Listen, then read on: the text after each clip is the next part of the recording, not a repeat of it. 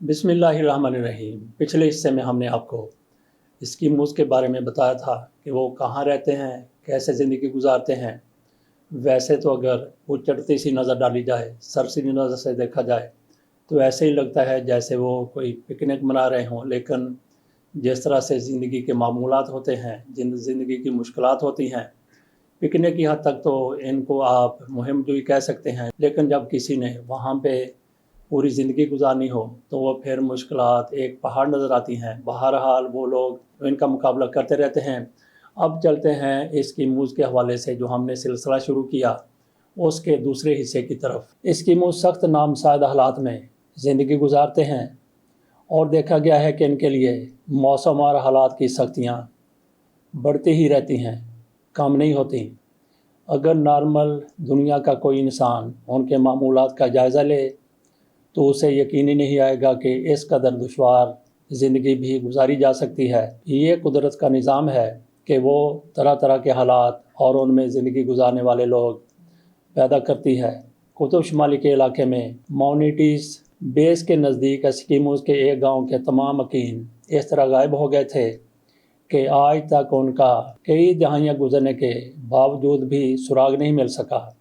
इस वाक़े को कितने ही साल हो चुके हैं। ये नवंबर 1930 की बात है। लेबील इस इलाके में तहकीक पर मामूर था और बहुत बड़े इलाके पर मुहित एरिया में घूमता फिरता था। उसके काम की नोयत कुछ ऐसी थी कि उसे एक वसी रकबे पर मुहित इलाके की खाक छानना पड़ी। कई एस्किमो इसके दोस्त थे, उनके साथ वक्त गुजारना इससे अच्छा लगता था। उनकी रसूमात में वो बहुत दिलचस्पी लेता और उनमें गुम होकर रह जाता। वो कुछ देर के लिए अपने माहौल को भूल जाता था। वो 2-3 माह में एक बार 3-4 दिनों के लिए उनमें रह कर आया करता था। एस्किमोज़ के एक गांव में अक्सर उसका आना जाना रहता था। ये गांव एंजुलूनी नामी झील के किनारे आबाद था। इस बस्ती के मकीनों की तादाद सिर्फ 20 और 30 तक थी। एक बार जो उनसे मिले कई माह गुजर गए तो एक दिन सैर करते करते उस तरफ फिर जा निकला। ये देखकर उसकी हैरत की कोई इंतहा न रही कि गांव वीरान पड़ा है।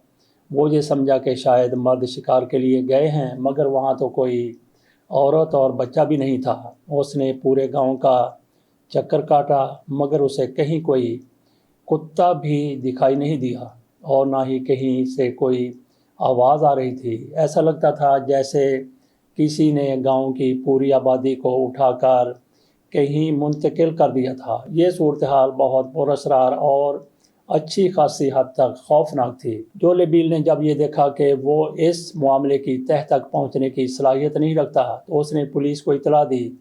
उसे भी ये बात बहुत हैरान कुन महसूस हुई। भला किस तरह मुमकिन था कि किसी गांव की पूरी आबादी अपना सामान लिए बगैर गायब हो जाए। जब गांव का जायज़ा लिया गया तो चंद इंतहाई हैरत अंगेज़ बातों का सुराग मिला। तमाम झोंपड़ियों में राइफल्स सलामत थी। किसी एस्किमो के लिए ये मुमकिन नहीं कि वो कहीं जाए और राइफ़ल घर पर छोड़ जाए। बर्फ़ानी इलाकों में राइफ़ल लाइफ इंश्योरेंस पॉलिसी की मानद होती है।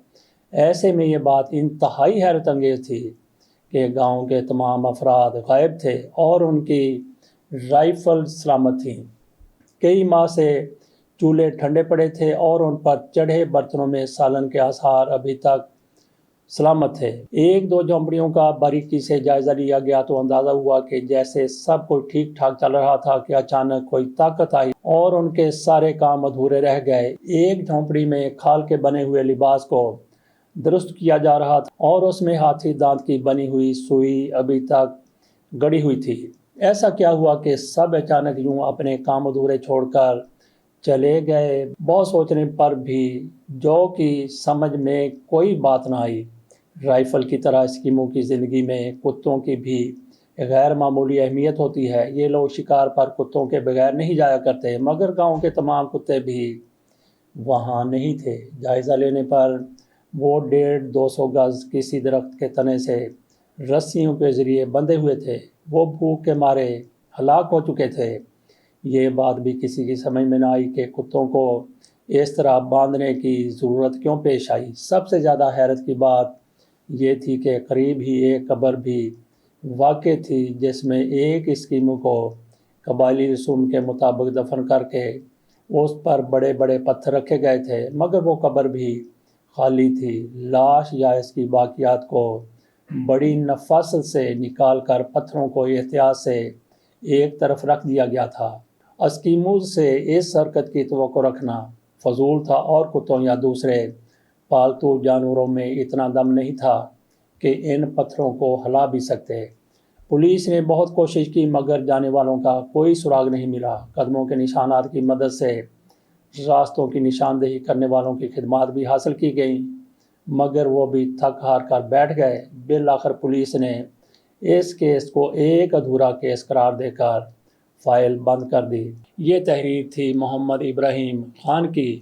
تو اس گاؤں کے مکینوں پر کیا گزری، اس حوالے سے مزید تحقیق کی ضرورت ہے۔ یقینی طور پر ان علاقوں میں اس پر تحقیق ہوئی ہوگی، اس کی تلاش کی ہم کوشش کریں گے۔ اجازت دیجیے، ایسی ہی مزید حیران کن ویڈیوز کے ساتھ پھر حاضر ہوں گے۔ اللہ حافظ۔